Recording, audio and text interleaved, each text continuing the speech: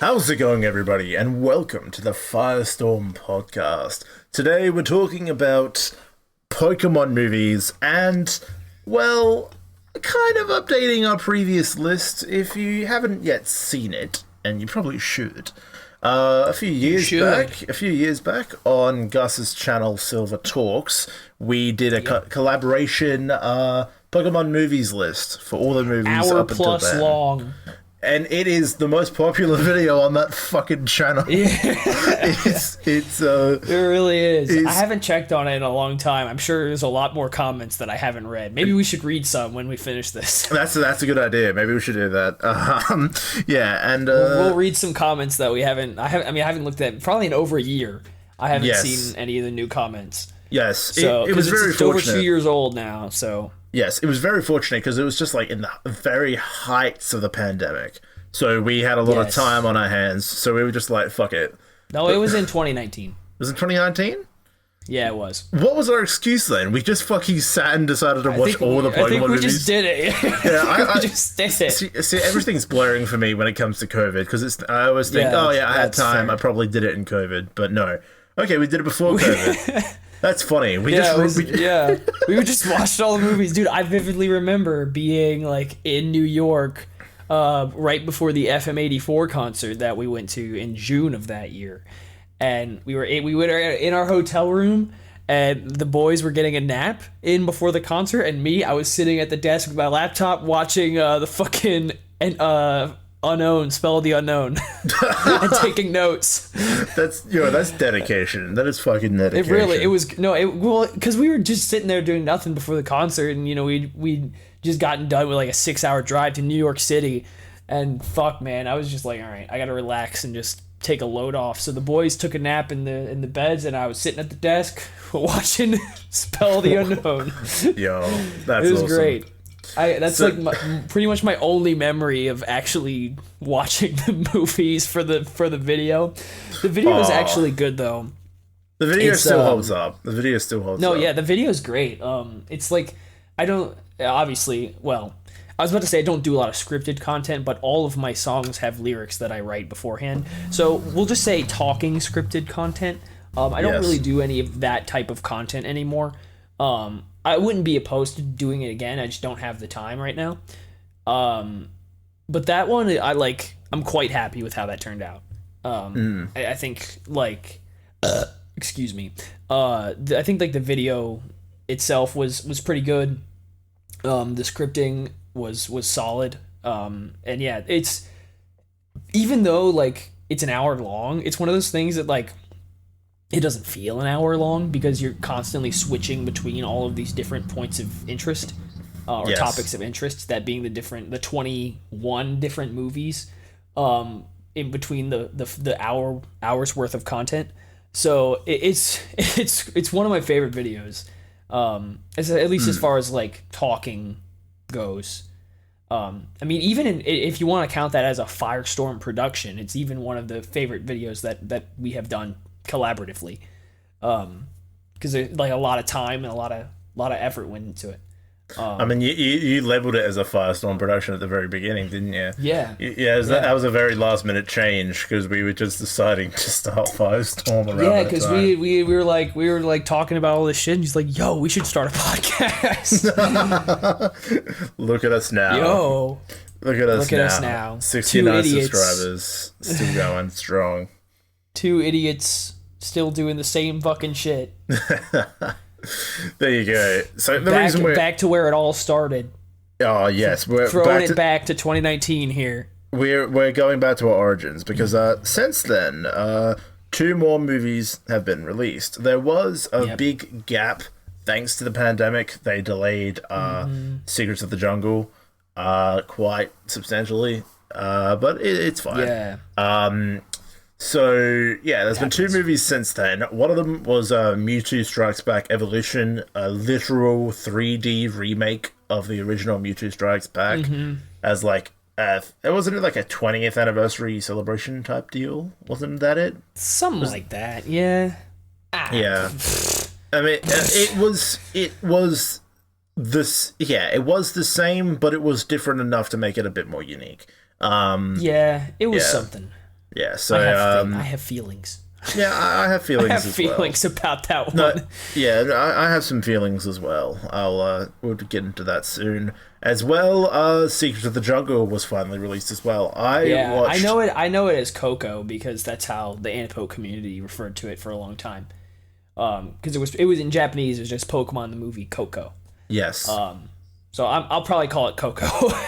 Yes. In this video, so fair warning. I'm happy to do that as well. Yeah, I watched both of them dubbed on Netflix, so that was convenient. Probably, I think they were like one day after each other. I watched it because I was just like, I'm in the mood for this, so I watched both of them.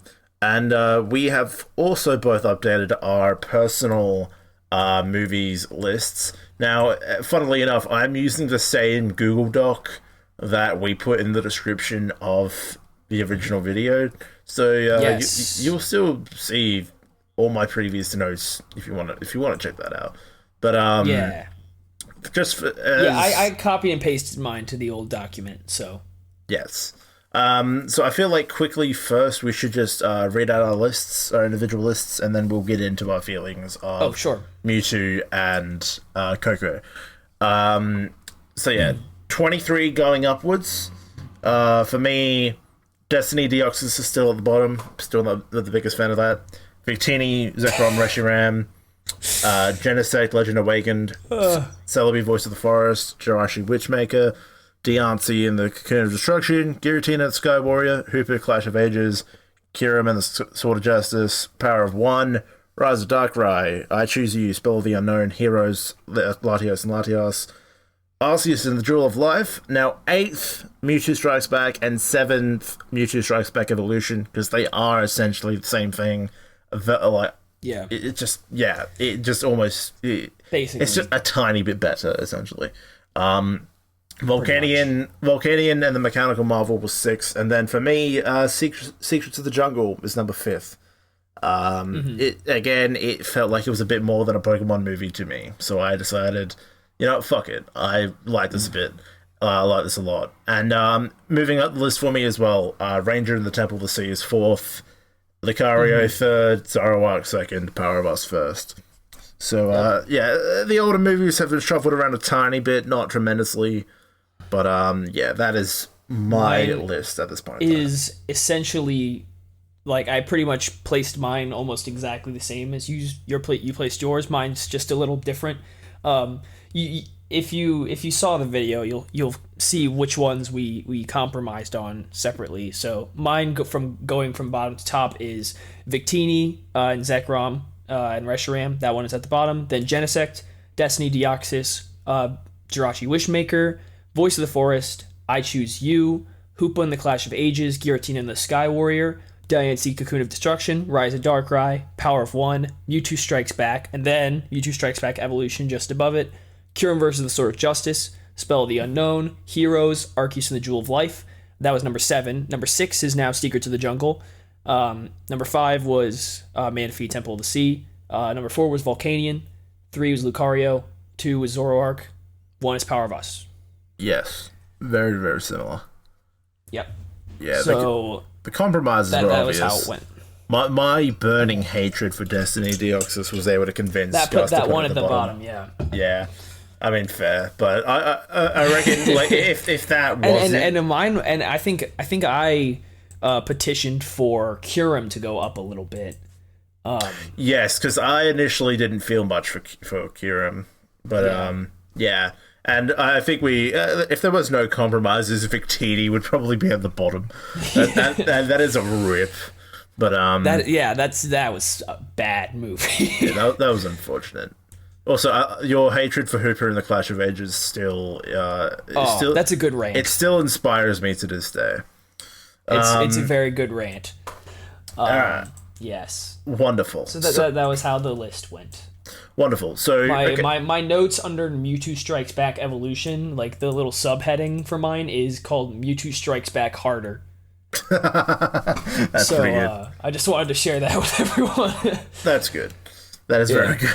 I'm going to try and not just read this word for word, but I do want to try and just go over this to try and get back in the mindset of where I was a few weeks back when I watched it.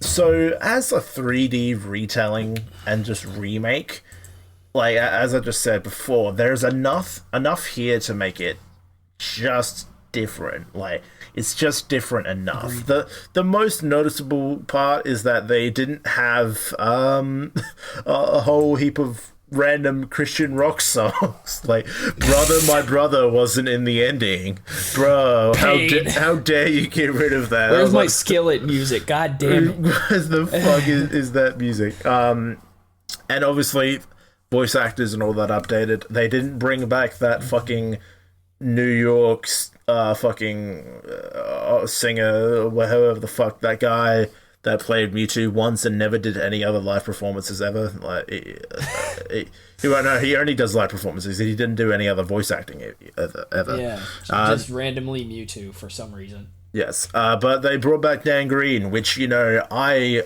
love the man, so I will not complain about that. And also, he's played Mewtwo before, so it kind of it was a natural fit. Mewtwo, Dan Green is very good at that. Yes. Menacing He was voice. A very good Mewtwo, yeah. Yes. As well, the writing I feel was a lot tighter this time around. It was a lot more. I actually agreed. Yes. It was a lot more concise because at the start, I noticed straight away. Okay, the dialogue is actually different. They didn't just copy and paste the script. But it was also, Mewtwo's motivations were so much clearer than before. Yes. Like, they put in a little... definitely were. There was so much extra detail involved, and, like, the dialogue between all the characters was much more natural. Like, things just seemed, like, tighter. And, the threat I love as well, I can definitely imagine this in cinemas if you went to see this. There's just one part before the credits hit, where, like, after Mewtwo takes out all the fucking people, he stares down the camera and he says, "You who created me," and then, like, destroys shit and is like, "Fuck me." He just threatened all of us, that motherfucker. that guy. And he says, "I will strike back." I know. Whoa, it's the name of the movie. No way. Holy shit! Oh god! Oh my god! By the way, how did you feel about the techno version of the Pokemon theme song? Like, fucking hell! I was a fan. You know what? Something I wasn't expecting, but I will not complain. Yeah, I was thrown off at first, but it was still pretty good. Yeah. Also, they managed to blend this in very well. I thought that, like, the dialogue was all very, very nice and very, like, tight and very good, but I didn't realize until much later in the movie that because it was 3D, they couldn't sync the lip flaps. Like, they actually couldn't sync the lip flaps for English, which... That was quite literally the first thing that was like, okay, I don't like this. No, see, I know, right? But it took me so long to notice. Like, I didn't notice until, like, before all the Pokemon got captured by Mewtwo. Like, it took that long into the movie for me to realize, wait a minute, hold on. The lip flaps aren't right. No, nope. Like, yeah, dude, as soon as Ash started talking, I was like, this is bad. I hate it. Really? Like I don't know, you know what? I don't care. Like, the dialogue, fine. The writing itself, fine. Like, I agree with you that it was more concise and that it made the story, the confusing story, which was very vague and stupid in the original, it made it make a little more sense. But as soon as Ash started talking and he was doing these precise lip movements that English could not, the dub just couldn't do, I was like, all right, I don't like it.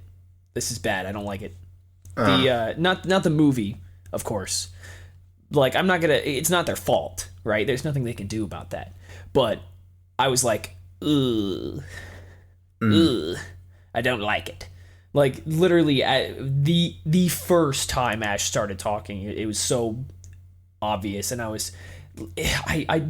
just not a fan of that. Like, perhaps that bothers me as, like, someone who is so used to anime and the non-precise lip movements, but man, it's very blatant and it really stands out. It really took me out of it. I was like, this is not doing it for me. It was very unfortunate. Like literally my first paragraph of notes is like because of the 3D, because it's 3D animated, their mouth movements are more precise and the English dubbing looks very off-putting, and I really don't like that. As far as the voice acting goes, I thought it was good. Again, Dan Green did a phenomenal job, I think. But I'm okay with Sarah Nadasheni as Ash. I think her work is fine. I'm quite used to her now. And Bill Rogers as Brock, he's quite good as well. Michelle Knox as Misty did not do it for me.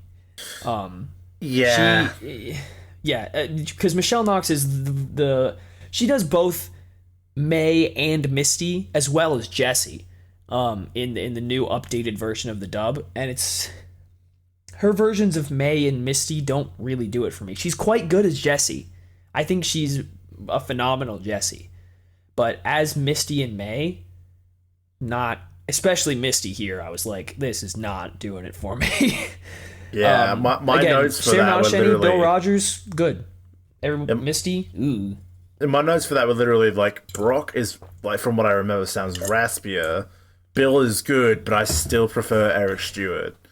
And Ash is a little bit more feminine, but I mean that's kind of that's Sarah, I guess. Like, you can't really avoid that. Misty was all right, but still not as good as I remember. And like, yeah, the original voice actress for Misty was infinitely better. For sure. Yeah, that was. Yeah, and I actually prefer Sarah Nadasheni to Veronica Taylor for Ash, because I didn't like. I don't know. Whenever Veronica Taylor talked as Ash, it sounded like her voice was dying, and because it was all like, it was so like raspy sounding. I don't even know what you would call it, but I wasn't a big fan of it. I think I don't really like Sarah Nadasheni's portrayal of Ash as it is now. I prefer it around Diamond and Pearl, Black and White era. Because now it sounds more like you said, feminine now. Like, especially with Sun and Moon and now Journeys, her like new, like she's kind of grown too comfortable, and now she's like portraying Ash a little more feminine. He doesn't sound like a kid. He sounds like a girl. Like, right. That's just the thing. Like, and I agree as well. Like, when she started, like, it was very cool. And with Veronica Taylor, like, yeah, it's Ash, but with how raspy she was purposely trying to make her voice, you may as well just gotten a guy to do the acting. Like, she was trying so hard to make it sound like a guy. I was not a fan of Veronica. Like I get, like, she's the one that like popularized, like, she's the voice everybody knows as Ash, especially like older fans. But like, man, I did not like the way the Ash sounded. Like, it was just so weird to me. Sarah sounds a lot more natural, but now she's grown too natural.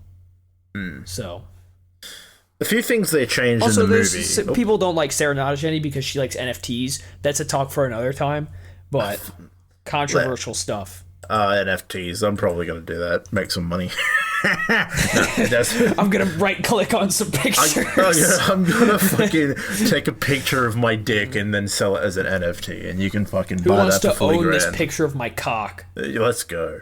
But selling for $100.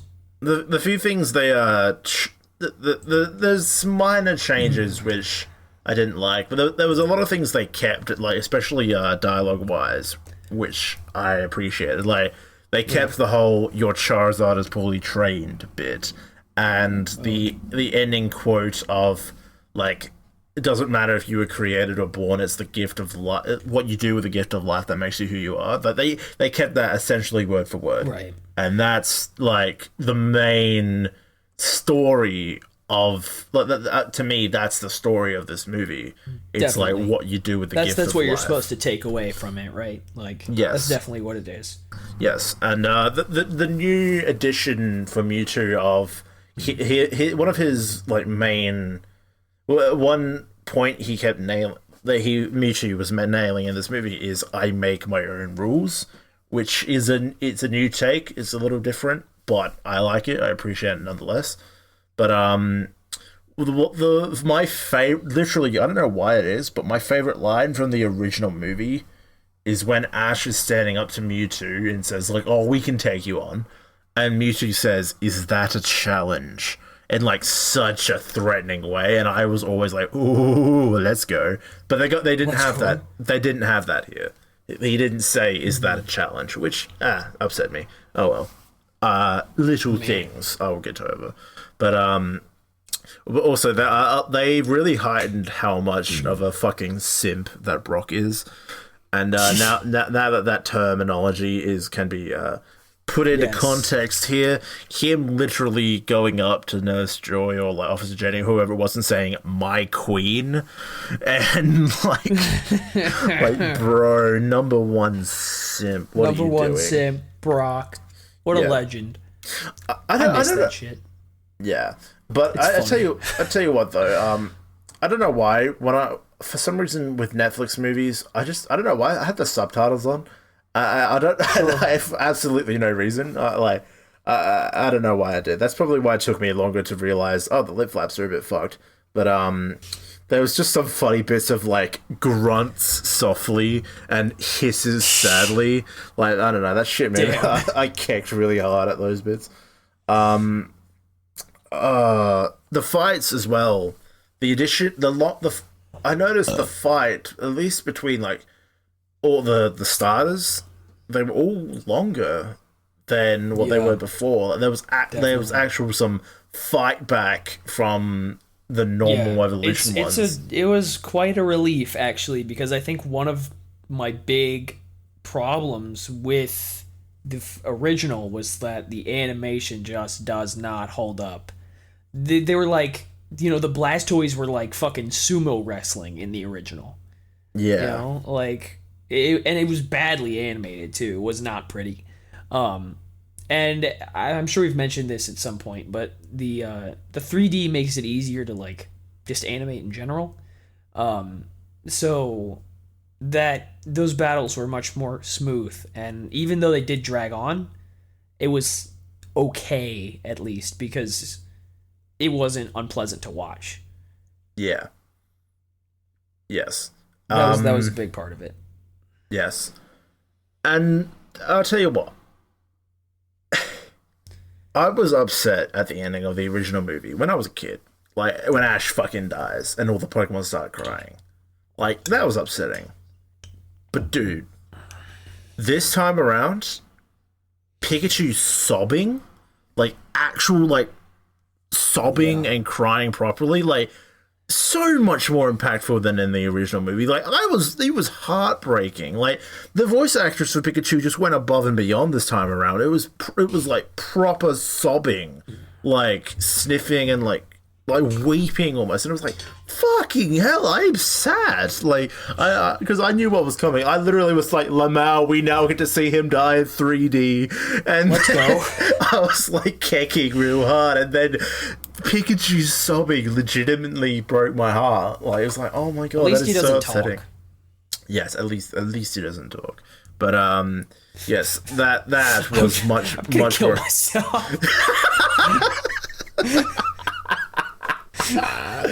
I choose you. You were a mistake. God, you were a mistake. Fucking hell, that was a weird movie. But I can't believe that happened. That was so fucking weird. But yeah, no, Pikachu sobbing this time around actually hurt my heart. But my final takeaway from this movie, for me, like 3D was all amazing. It was really good. It looked awesome. It would have been fantastic in cinemas. But this movie actually genuinely made me miss like Brock and Misty. Like it was probably just the nostalgia of it, but it was just like, damn, I forgot how cool these three are together. Like I did kind of miss them. They do have a very good dynamic, especially like Ash as a character, as at least in the way they present him, has changed so much over the years. So it like the way they present him now, like say in Journeys, for example, he has a great dynamic with Go and even Chloe to an extent. But like it could be nostalgia, but something about those original three, they just hit different. Like Ash being kind of, I think he was less so than like in the main series, for example, but like being like childishly reckless and like having Misty and Brock there to like kind of balance that out. But they're all three of them are like kind of stupid in their own ways. They're like one brain cell type beat.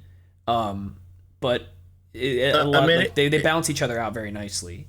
It was very simple as well with like their stupidity. Like Brock is a very old-fashioned cartoony. Yeah. Yeah, Brock is a simp. Misty hates bugs and gets grouchy often, and Ash is just a kid. Like, Ash is just a dumbass. Yeah. So yeah, I mean, I agree that like I don't know if Brock and Misty will be returning to Journeys again. That's another talk for another time. But I agree that there's something about these three that's really nice. I don't really have too much to add. I'll briefly go through all of the things I wrote down. I talked about voice acting already. Michelle Knox as Misty. I think she's great, Jessie. As Misty, something's missing. Don't know what it is. Maybe it just doesn't do it for me. The first like 10, 12 minutes of this movie dragged on for me. It was redundant. Why was I created? For what purpose do I exist? Why am I alive? Like, I get it, bro. I get it. You know, you could have shortened that by like 2 minutes and it would have been fine. I get Giovanni, like Giovanni being in this movie, great. I love it. Hi, Giovanni. You're awesome. But, God, he just repeated, why am I alive? This over and over and over. Oh God, shut up, dude. I fucking get it. So short that dragged on too long. 3D, awesome. I think the 3D models of the people, especially Ash, kinda looked a bit fucky. I mean, maybe I'm just too used to the show, but like the 3D models looked a bit fucky, but the 3D like environments and even the 3D Pokemon, stunning, awesome, fantastic. Like that opening shot of like the mountain in the distance, that was breathtaking in 3D. Fucking awesome. 3D Brock scares me a little. Yes. No, yeah, I'm telling you, the fucking models of the people. Pokemon are good. People kind of lose me a little bit. Ash's face, just stop.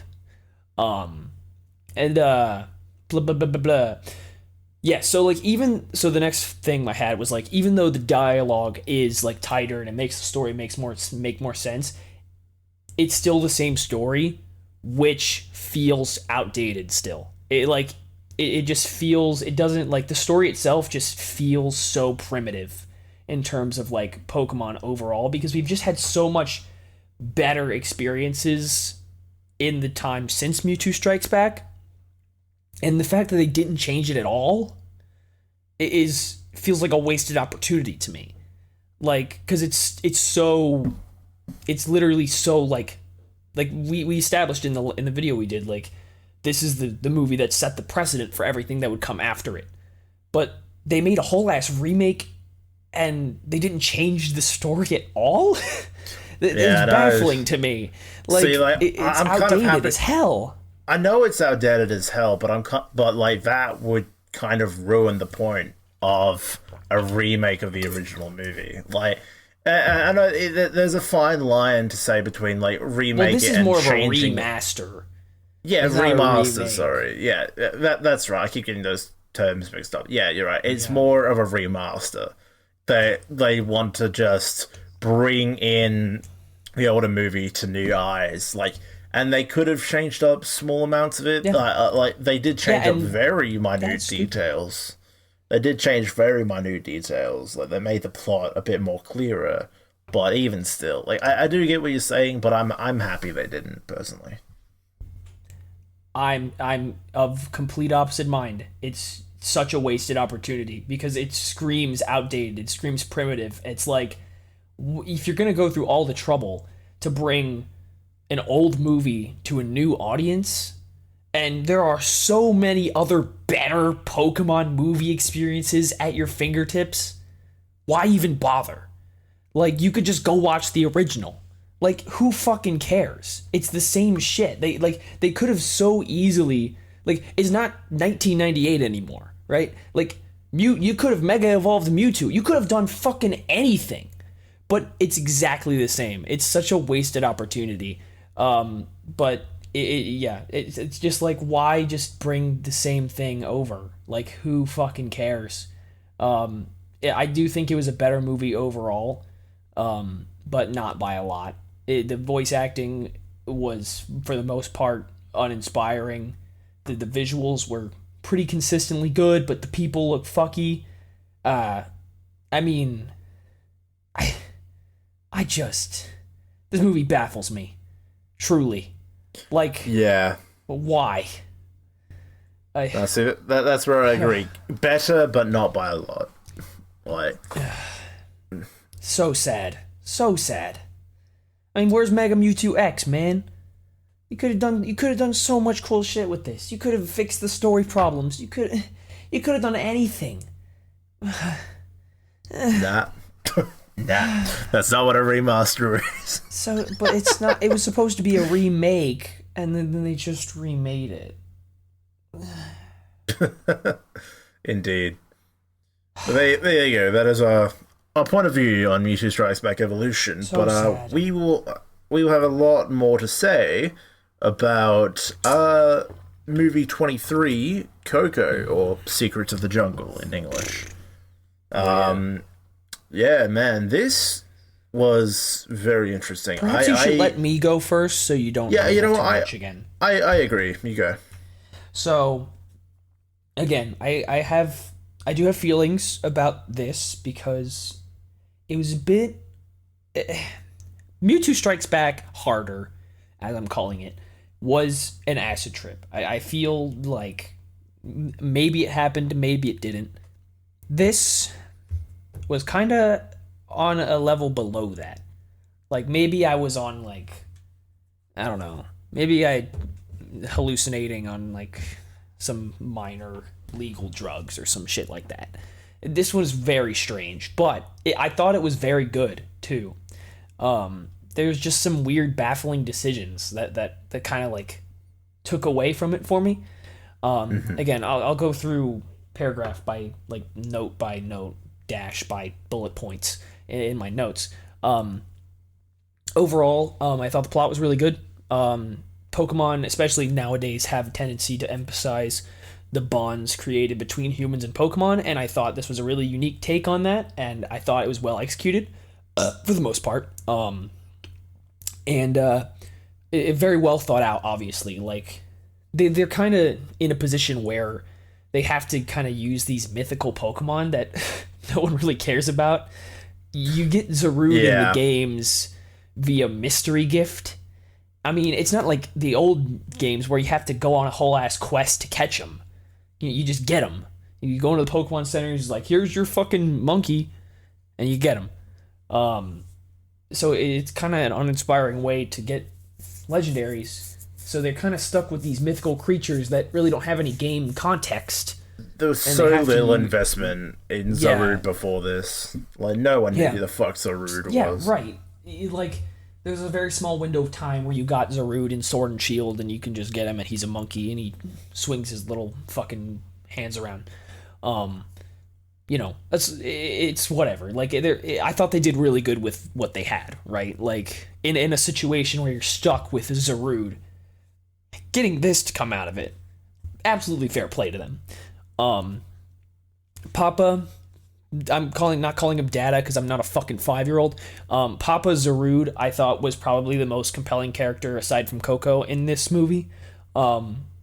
He kind of... There was a moment, I watched this with Mike when I was in Philly. There was a brief time, especially towards the start of the movie, where I was like, why is he raising the human child as a Zarude? But then it kind of was like, oh, well, this is the only thing he knows how to do. He doesn't have his own parents. He's not familiar with human culture. Of course he's raising him as a Zarude, and he can the kid can talk to Zarude and Pokemon in general. It makes sense. So this Papa is only doing what the only thing he knows how to do. The only way he can think to raise a baby. even if it's a human baby. Because he had no parents of his own to rely on, so he has no like real clues on how to raise a child. He knows that Koko is human, but he can't really do anything because he doesn't want to give. He doesn't want to rely on someone else. He doesn't want to rely on like humans to raise the kid. So he's raised Koko as Zarude. So I think his character is pretty well established from early on, fairly well. And as it goes on, he's probably definitely. I mean, obviously he gets all the focus aside from Koko, but he's one of the cooler characters, even in Pokemon movies as a whole. I think it's very interesting to see, like, because he's kind of like, there are definitely moments where you can empathize with his frustration with Koko. Like, now that Koko has entered human society, he gets all frustrated. He's like, "You got a human friend?" Blah. Whatever. He's just frustrated with the stuff that he's not familiar with. But even the part where he has to come to terms with the fact that, okay, Koko knows he's human now, it's up to you what you want to do. Like, just him, like, actually going out of his way to be like, okay, these were your actual parents. Like, lead him to where the picture frame and the pendant and all that was, and be like, this is your family. If you want to go find out what happened to them, it's your choice. But I'm going home, bro. It's like having that faith. Like, shit. Yeah, I know. Like, Papa Zarude was, you're right, one of the fucking most compelling characters, and that is one part of what I like about this and Power of Us is that we mentioned it in the movie list, but Ash, the story isn't focused on Ash. Ash is the catalyst for making certain things happen later, but the story revolves. Well, the story just happens, and Ash just, like, helps push it along. Yeah. And that is one thing I appreciate about this. This is all about Koko. Yeah, and they've definitely settled into this, like, that idea, for sure. It's very nice. I think, so the next bullet point was Ash and Koko's friendship is a bit rushed, maybe a little bit forced, but overall very good, I thought. Pretty decent, at least. There could be a point where you would ask, like, hey, why is Ash doing all this for a kid he doesn't know and can barely even communicate with? But, you know, it's fair to assume that Ash is just automatically, like, more compassionate than most people, so that explains the lengths that he goes to help Koko in this movie. I think it's fair to assume that.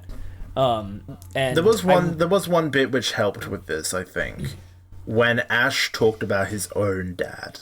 Yeah, that was very strange because I've never heard Ash talk about his parents, his dad before. He's never. So because that's what this story is based about with Koko and his dad, Ash actually talking about his own father, it kind of gave a little bit of reasoning in my mind of why he's helping out Koko. Agreed. I quite liked the scenes with the two of them, with the phalanx, with the fireworks machine. I quite liked that. And then whenever the fireworks actually did go off as well, very good scenes between the two of them. I do think the way they actually, like, kind of met was a little contrived. Like, how did Ash end up exactly where he was? Or how did Ash, like, find his body in the fucking river or whatever? Like, it was a bit weird. But I think that maybe Koko flipping his shit, waking up in a building was probably a little over exaggerated, but the pacing of their friendship over time was nice. And then by the end, when they say goodbye to each other, it's like, that's hit me a little bit in the feels. I see you guys. That kind of thing. Yeah, and I guess the last part of this is like, well, I guess fuck whatever Ash was doing here in the first place. I don't know why he came to this town, but he's not doing it anymore. The next point was the idea of the lifeblood of the jungle, which applies to Papa. A little bit of a contrived, vague Something like that. Weird plot point. Very strange. Like, we were kind of meant to assume from the very beginning that the Zarude law was BS. And that's fine. Like, I get it. And so, like, the lifeblood of the jungle applies to whoever happens to, like, see beyond the Zarude law and unite the Pokemon of the jungle. Whatever, it's bullshit. Who cares? Like, it didn't hit with me. Like, is it just because he was, like, had common sense and was like, hey, let's fight to save the jungle, and then united all of the jungle Pokemon and all of a sudden got weird Zarude monkey powers? Like, okay, cool, I guess. Yeah. It like, you know, from the start, we knew that the Zarude law was really not doing anyone any favors.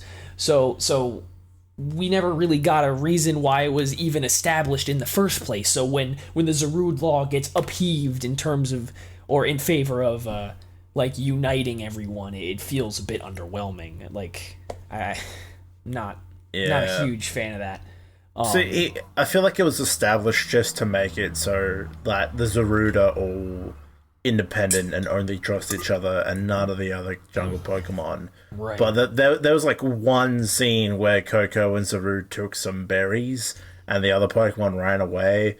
And then it's like, what, you're meant to ascertain from all this that no one likes the Zarude because of their law? Like, it was very, very contrived. Like, and to me, there was a little bit of that. There was a little, like, especially later on when Koko is revealed to be Owl. Mm-hmm. The whole thing about his pendant being, like, the key to everything, like this random fucking pendant, and then, like, of course, as soon as there were scientists, I was just like, oh, of course they're the villains. Fucking scientists in nature? Ooh. I made a big point about this. Zed is fucking Zero from Giratina and the Sky Warrior. There is no... They are the same character, except Zed killed some people. Yeah. That's it. Yeah, Zed is just a bit more psychopathic. Even more so. Like, that. My next point is actually about Dr. Zed. He's the first proper antagonist since... what, Volcanion? Like, he's the first genuine dickhead that we've had in quite a while. It like someone to actually set our sights on stopping, someone with a goal that conflicts with the hero's own. It's baffling that we've gone so long without one of those, but regardless, his voice acting, I think, was great. I think his voice acting was on point for sure. But motivation-wise, not doing it for me. Like, he kind of develops this obsession out of nowhere in the movie about being right. Like, I'm the one who is right. They didn't see it my way, but I was right all along, so I killed them. But, like that's literally what he does. It's literally what he does. He fucking runs Owl's parents off the fucking road and they die in a car explosion. Like, yeah, there's no lie to that. It's just, yeah, it's so fucking bizarre. It's so weird. Like, motivations are just not there. Like, no, see, he's such a dick that you want to hate him, right? Like, and that he does well in that sense. But, like, as far as his villain antagonist motivations, I'm just lost. That's the thing. He's just a psychopath. Like, that's all we need to ascertain. Who murdered Koko's parents. And that's why, like, everyone later on, like, all the other humans are like, okay, wait, this is a bit fucked. Yeah, the cutie pie, Sharon? The cutie pie was like, she's like, oh my god. Yeah, she's a cutie pie. She was like, all right, dude, you gotta fucking chill out. Yeah, there was a few dot points. Like, one of them was like, hell yeah, the dragon apple, because Applin appeared. And then I was like, hi, Sharon, you're kind of cute. And I was just like, nice. And then healing spring. Wait, I've heard of this plot point before, because wasn't there a fucking healing spring in one of the other movies?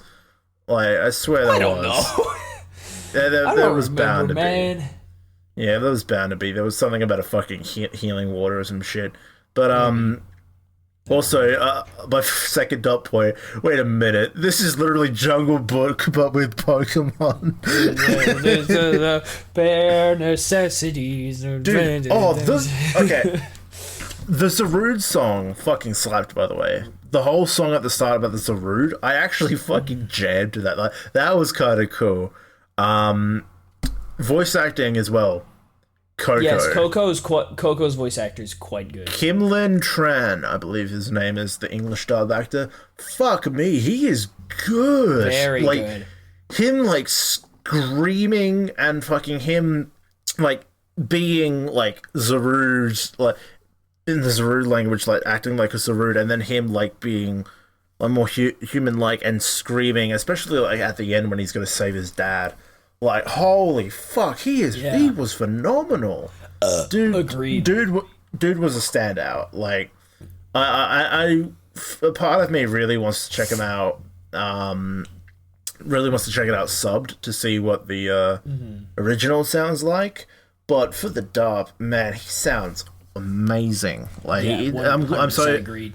I'm so glad he's the center point of the movie. Like, Koko was just really cool. Oh yeah. Yeah, it's just the plot itself was good enough to the point where, like, I was just happy to sit along and enjoy the ride, but parts were also very predictable, like with the scientist turning evil. Like the scientist, Dr. Zed being like, his name is Dr. Zed. Of course he's the fucking bad guy. Like, he's almost close to Dr. Dead because he killed his parents. But, no. You didn't see me, but I just did a whip. Killed Gal's parents. Whatever the fuck. But yeah, Dr. Zed lackluster overall, but again, voice acting really good. His voice acting was great, but like, man, what is he, man? Like, he was a dude, a psychopath, who only cares about being right, and then he kills Al's parents, and then brings his fucking life-size Gundam figure to the healing spring after putting a tracking device on Koko in order to, uproot the trees, steal the water? Like, what, he's trying to advance medical technology with it? That was never really made clear. Why does he want the healing water, and why, like... And he doesn't care that he has to disturb the Zarude lifestyle habitat for that. Literally just wants it for the healing properties to advance. Yeah, it was like some offhanded medicine. comment he made, like, once. Like, maybe in a flashback, it was like, you don't understand, we could save so many people with this. Like, and that's the only time it's ever mentioned. Like, what? Again, baffling. A bit very strange. So, yeah. The next few final things were like I think Koko and Papa work together very well. Their dynamic is probably the best part of this movie. The way they interact with each other and develop and go the pacing, the growth of their relationship over the course of the movie. Very good. Koko's character, given the nature of like how he was raised. Koko's personality character is like very straightforward, but it works well. It makes sense at the very least. But I think it works well, given just how the plot continues and how like what they're fighting to protect, like the just Zarude's lifestyle, their habitat. Even though the characters are pretty straightforward, it's all like, okay, it makes sense. That's good. In terms of animated Pokemon movies, this is one of the prettiest, if not the prettiest. Yes. It's like the visuals stunning. Like those opening shots of like with the 3D camera makes me miss the XY days, man. Like the 3D camera was super present in a lot of the XY gym battles, making them fucking god tier. So those 3D camera shots of the Zarude and Koko going through like the forest, the jungle, I guess, and shit. That was fucking awesome. Like the scenery as well, fucking gorgeous. Like probably the prettiest animated movie so far. Absolutely phenomenal. Literally, my first note was looks beautiful and crisp, obviously, because it's like dude, like, of course it was just... Of course it's not going to get any worse. It's going to keep getting better.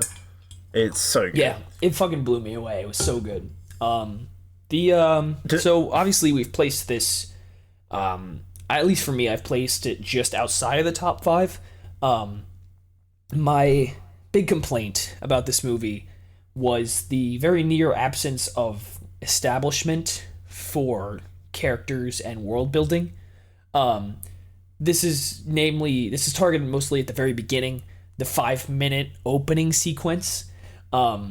This would be top 5 material if that opening part where Papa finds the child was like 5 minutes longer. Because by the time that opening music hit, we only had a very vague sense of the world and the lifestyle of the Zarude and the Zarude law, and even Papa Zarude's character. We only really knew about him is that he had the determination, the willpower to find an infant and not abandon it. Like, I feel like that's pretty standard for protagonists in fantasy movies, to have a set amount of willpower. We barely even knew about, like, the Zarude law and why. We didn't really even know, like, we just heard mentions of the Zarude law that they didn't really even like. I don't think they even mentioned that they don't like humans or the other jungle Pokemon. Well, they certainly mentioned they didn't like humans, but they didn't mention how they don't like the other jungle Pokemon, and why the law was in place. Like, this establishment was just not there, and if there had been more to that, if that had been a little more substantial, I feel like this would have been way better, because a lot of those big moments in this movie kind of left me like, what? Yeah, it wasn't until near the end. It wasn't until near the end when all the Pokemon were like refusing to help Dada Zarude, and when it was kind of like, okay, I kind of got the idea of like the Zarude have taken over the jungle, and instead of living in harmony with the Pokemon already there, they kind of just take over the tree. Weeded them out, right? But that wasn't wasn't even explained at the end. Never explained. Yeah. It was just like, so all of those big moments in this movie were just like, they kind of left me like, okay. Like, I was confused. Like, we had no sense of like any of the major characters from the start. Like, at the start of this movie, like, we barely had any sense of who anyone was. And even we barely had a sense of the movie's own setting. We just, like, knew it was in the jungle. We didn't even know about the fucking big tree. We just knew that there existed a big tree where the Zarude live. Like, and what purpose? We didn't know what purpose it was there for. Like, we didn't know that it had the healing spring or whatever. And I feel like the moment where, like, Koko uses the fucking healing move, whatever it is, on Papa, that could have been made, like, way better if they had just established from the beginning that there was, like, you know, humans can't be like Pokemon. You know, like, there was no clear establishment for that. Like, they just kind of were, like, kind of subtly established that there's no, like, that humans and Pokemon are inherently different. They were just, like, because of Papa's stubbornness with Koko being a human. Like, he was trying to convince himself that Koko could become a Pokemon. Like, but that was never clear. Like, you have to kind of interpret that. And it kind of left me in the process of watching the movie. I was like, when Koko finally uses the move, it's like, how did he do that? It wasn't like, whoa, yes, he's like upheaving all of these things that we established at the beginning of the movie, because there was nothing established at the beginning of the movie. It was just like, also, Pink Celebi? Oh yeah, the Celebi, that was fucking random out of nowhere. Why is that here? Hold on, I don't know. No idea legitimately why Celebi was featured at all. Celebi had something to do with the forest. I have a slight affection for Pink Celebi. I'll admit, I have a slight affection for Pink Celebi because there is a Pink Celebi in Pokemon Mystery Dungeon Explorers. There's a Pink Celebi in there, the Shiny Celebi. So I have a slight affection for Pink Celebi, but my God, why is it here? Yeah. With what you were just saying before, like, of how, like, there was enough of a different, like, I feel like there was a little bit of establishment because of the like Koko and Dada Zarude fighting over the fact, like, oh, he's not really a Zarude, he's a human, and he's got to come to terms with this, so he'll never be like the Zarude who can help the Pokemon because he is unable to use his moves. Like, they talked about using the Zarude whips and the vines and all that, and how he can't do it yet because he's not old enough. But in reality, it's because he's human. So I feel like they did kind of establish that, and then him going on from there to use an actual move, like, that's why it was so bizarre, because, like, everyone was saying, he can't do this, he's not actually a Pokemon. Like, it was only it was very minimal. Like, there was only a few scenes where that was referenced, but it was there. But it should have been there. Well, it also had nothing to do with the actual move that Koko used, right? Like that. It didn't. Like, there was nothing. Like, I don't even remember what the move name is. I don't even know if they even said it. Like. Oh, they did. They did. I just didn't write it down. That's good enough reason for me. It means we don't care. Yeah, no, it was a move that only it was a move that only the Zarude could do. Because I'm pretty sure there was a scene earlier in the movie where Dada Zarude had to use it on a different Pokemon earlier in the movie. I think. Yes, so that's correct. It was established, but not established enough. It was just mentioned. Jungle healing. There you go. Jungle healing. Because that's a creative move. Zarude learns it at level 90. Oh, what? Wow, it's a pretty advanced technique there. Yeah, Koko's powerful. Yeah, that's all my bullet points. Anyway, it was good. Like I said, I thought it was a good movie. Just they should have just established it more. I really was lost in a lot of this part. Also, this kind of like I was a little bit confused about this. Do you know why Pikachu said pee-pee to Koko? Is that Koko's There is a trend. A trend that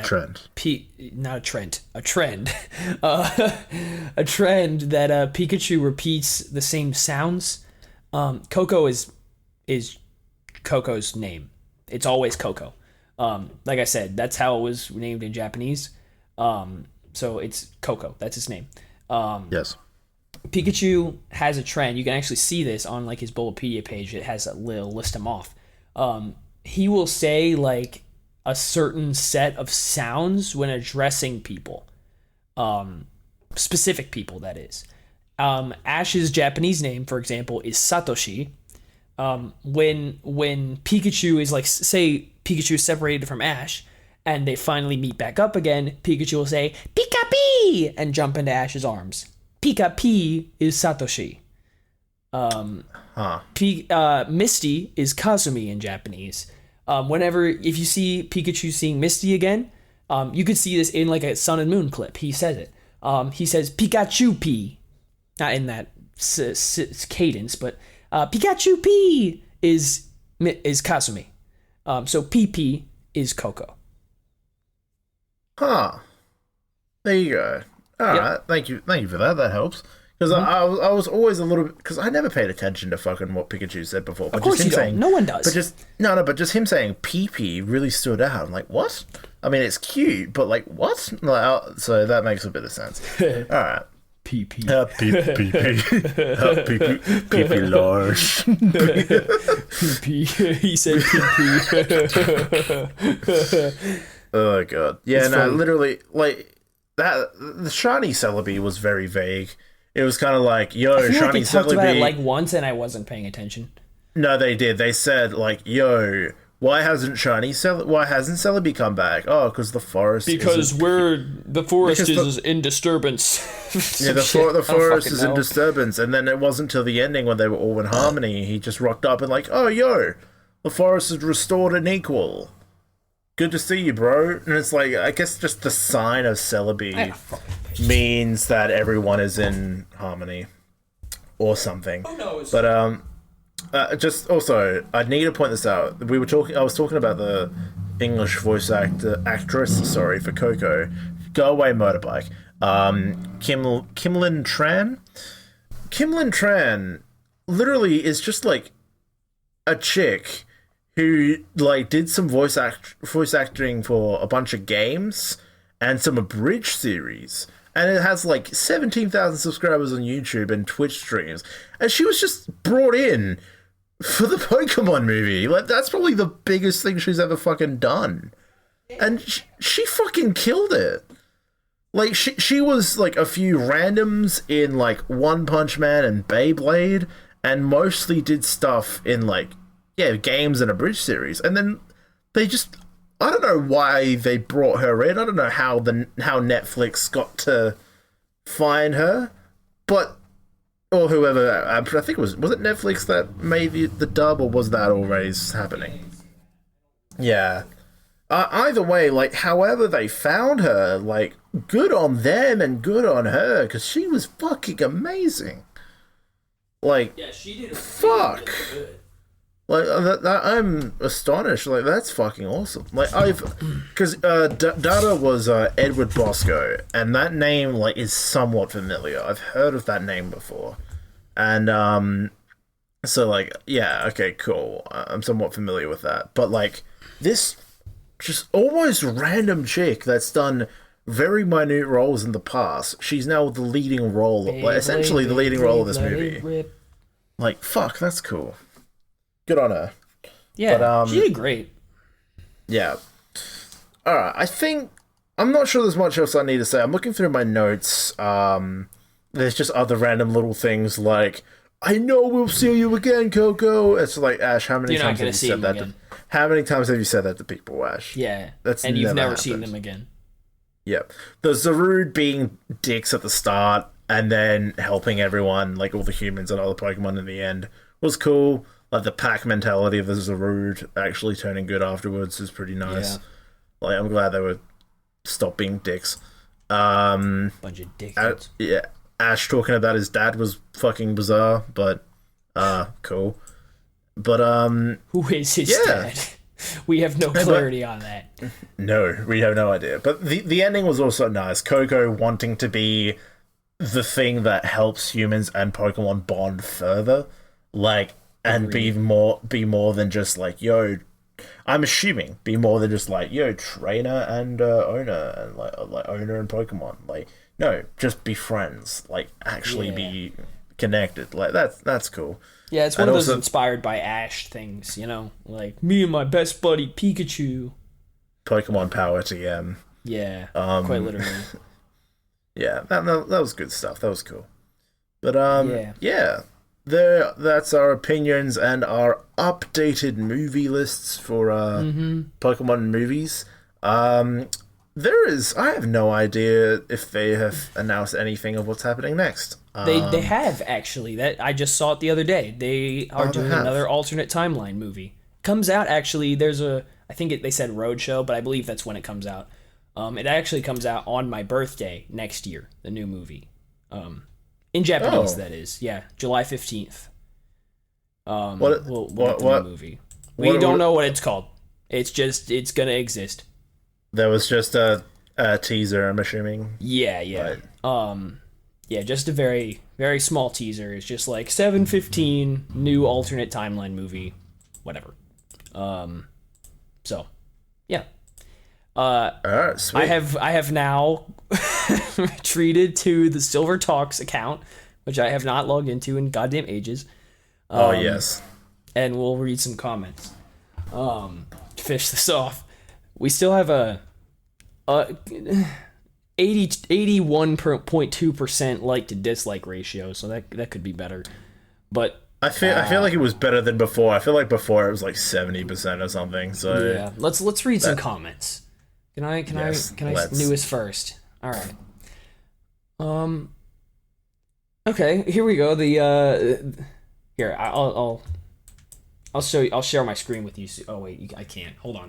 I'm literally I've just brought up the video and I'm looking at it myself. Yeah. So there's this is good. Like the I'm sorting my newest. It's like the commentary on this video was fantastic. Video start to finish massively entertaining. Had me laughing more times than the last year combined. That's a very nice comment. That is very nice. Thank you, Shawnee Boy Gaming. Yes, thank you. now that I've watched Secrets of the Jungle, I can safely say it was one of the greatest Pokemon movies. It's reasonable. I really thought we were gonna get more like, you guys morons. There is some, but like the latest comments is actually pretty good. Oh yeah, well here's one from Anas. I wish you provided more interesting commentary than just cussing out the films. Wow, you didn't have to call me out like that. Yeah, just because we swear a lot. Suck dick. Dude, what I totally did provide interesting commentary. I told you that it sucked. I think he just listened to your rant about Hooper and was like, okay. I posted that on Twitter. I posted that on Twitter. It's like, dude, we swear a lot. Especially me. I definitely swear a lot in this video. It was I did give you commentary. I told you everything that I thought, and the rant was quite funny. Everyone is I'm fucking hilarious. Oh my god. It is funny that I own 3 of some of the movies ranked in this video as bad. Destiny, Deoxys, Pokemon Forever, Hooper, Clash of Ages. Someone said, yes, Destiny Deoxys is amazing. Quetzal00358, you are wrong. You are fucking wrong. You are wrong. I called out Ion on this as well because he loves Destiny Deoxys. You are wrong. Incorrect. It's Destiny Deoxys is just bad. But yeah. Biggest takeaway, we need a Sun and Moon movie. Yes, but we do. That's that's a disappointment. It's way past that time. I am disliking we're definitely Quitzel's. I'm disliking Quitzel's comment. You were wrong. Oh yeah, I love. Wait a minute. He came back. Wait a minute. 3 months prior to that, he commented, "Cool, it's going to be interesting to see how many people rank the movies. 21 Destiny Deoxys." What? Like, he came back 3 months later to comment on the video again. I already responded to him. As I said, big oof lamau. Big oof lamau. Oh my god. Why? I like this comment. Who else loves Dragon Force? That's a good one. Why did you swear? Relax, Jenny. Our big argument with look at you, Daniel. Like Pokemon 2000 number 12. No wonder you have less than 500 subs. Daniel used insult. It wasn't very effective. I know. I was full of sass like a year ago. You really were. I loved also the argument with Net Navi fan 2. Our argument with him about why the first movie isn't in the top 5. Like, because it sucks. I know. Our big argument with him. Fuck me. Yeah, I like my first response because it's bad. Dude, it's bad. Why is everyone in love with movie A, hating movie 11 because Shaman is annoying or Zero is boring? Here you have Giratina isn't as a main protagonist isn't enough, and I'm like, no, it's not enough. Yeah, and we were literally like, this is literally in the video. Like, you didn't watch the video, you just looked at the rankings. At least also, someone appreciated our commentary. I'm glad someone actually appreciated your science experiment as well. Yes, that was a good time. Actually, I can say, just for fun, I'll kind of like give some behind the scenes on that. This time 2 years ago, about this was published in September. I did the science experiment pretty close to when the video came out because I knew what I wanted to do, but it was like, and I haven't really recorded any actual bits since then because I haven't done anything like this. But I literally went on like a Saturday in the middle of the day because I was still here at school in the middle of the mountains. I went to like an elementary school or like a middle school just down the road on like a Saturday, and I went onto the baseball field. And I took my camera, and there's no one else there. I might have seen like two people walk by while I was doing this, but I had to get. I think you can't buy matches unless you're 21 or something like that. So I had to get my roommate, who was of age at the time. I had to get him to buy matches for me. They're super cheap, of course. And then I just brought a water bottle. And I did I did the bit at like a baseball field on a fucking high school or like middle school from down the road. It was really weird. It was like a Saturday. I was like, I haven't done the science experiment bit yet. I really need to do that. So so we can get this video done. But it was very, it's like kind of a surreal thing looking back on it. Obviously, it didn't take very long because I just kind of did the thing in like 5 seconds or whatever. Like I was probably on that baseball field for like 5 minutes. But I mean, it's just so weird because like I haven't been back to that like school since then. I never even see it. I never even passed by it. I was just like, I knew it existed, and I was just like, maybe they have a baseball field. And I think I scouted that ahead of time. I was like, do they have a baseball field where I can just go? The only memory of that place is you fucking doing a shit size experiment. Quite literally. It was very, very weird. And I appreciate this comment at the top. Moral of the story, everyone hates Tracy. And that's accurate. That's very accurate. So, anyway, if you want to fucking have an argument with us, you can comment on this video. And we'll argue with you or something. Yeah, comment on this video if you want to argue our updated lists. We'll I'll chuck the links to our individual notes and the movie ranked video in the description of this. Yes. Have a chat with us. Bring it up. We'll fuck you up. Talk about some shit. We'll fuck you up. Fuck definitely. You up, dude. We have valid reasons. We could probably be a little bit more like, honestly, this is also why we did the fucking 5-hour breakdown on my channel, so we can have a more in-depth discussion about all that. I don't think there was any substantial comments on that. I'll check, but I don't believe there was. So yeah, probably not. If anybody watched all of that, they're insane. Yeah, probably the most absurd 7-year-old Pokemon fan might have, but I doubt it. Yeah. Zero. Way too much time on his hands. It's got 500 views, but it's got 0 comments. So fair enough. There you go. Few dislikes, which I expected. As you funny. do. Yes. But yes, thank you anyway, everyone, for joining us. We hope you enjoyed our updated movie list. If you want us to do this again in the future for the next movie, or if you want us to do a different sort of video like our previous movie list, we have talked about it. We just don't know what to do a list on. Yeah, like, because I don't watch as much Pokemon as Gus. Like, we do play a lot of the games. We could do something like this for the games, maybe. We don't know. But a lot of the game content is overdone too.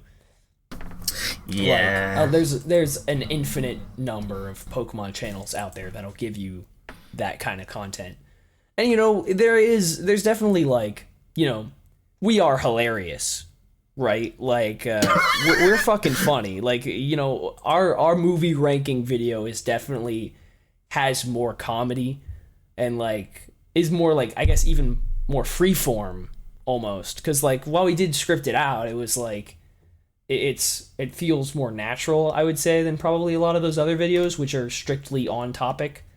So yes. I do think we could provide like a different take on a kind of video like that, but at the same time, like I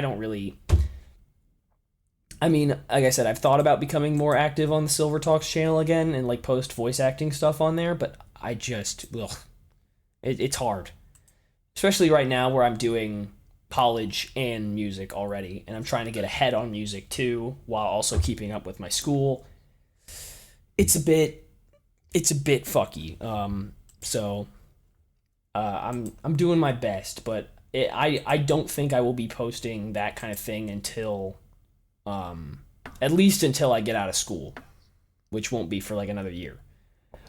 Yeah. So but I'm more than happy to keep doing freeform stuff like this. The podcast is very easy to record because we can just do it on the fly, and I don't need to script anything. I just kind of take notes.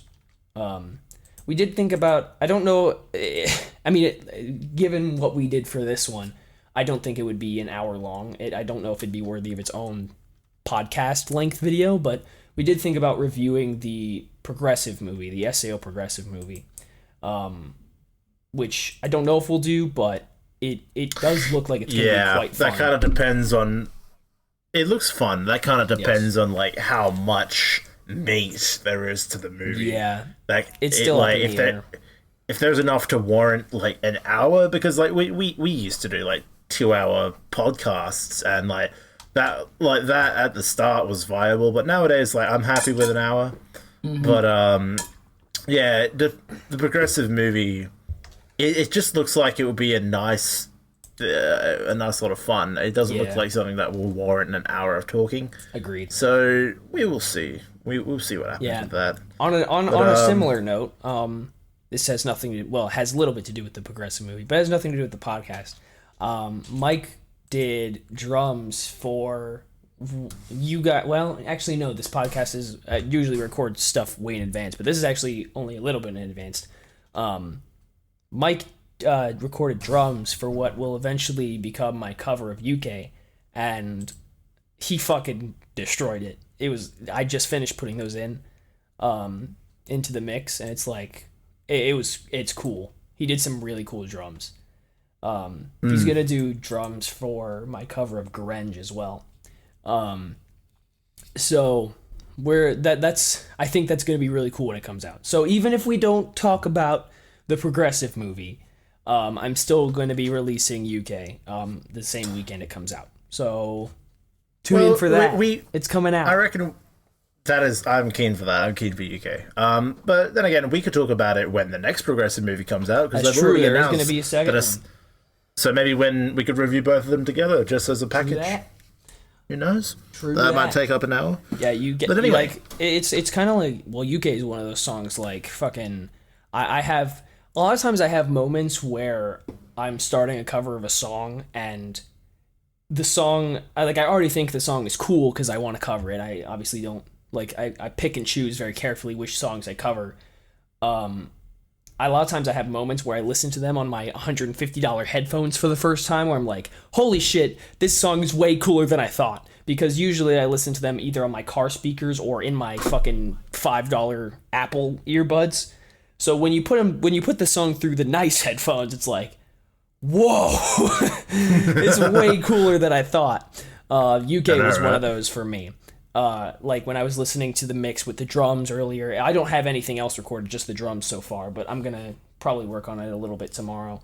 I still need to do lyrics and everything. So, UK was one of those, like, holy shit, this is really cool. It sounds awesome.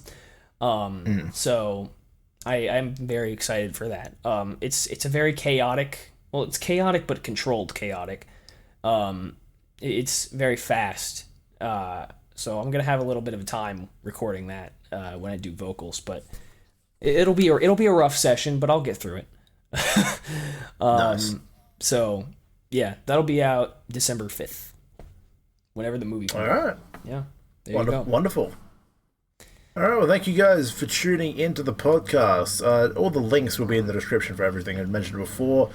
Don't forget to check us out on Twitter, our individual Twitters as well. Gus is Silverstorm100, I'm TrentJam27, FireStorm Pod for the collective of us. And yeah, please subscribe. Check out our Let's Plays and other videos. We've got Demon Slayer, Hinokami Chronicles coming up in the new year.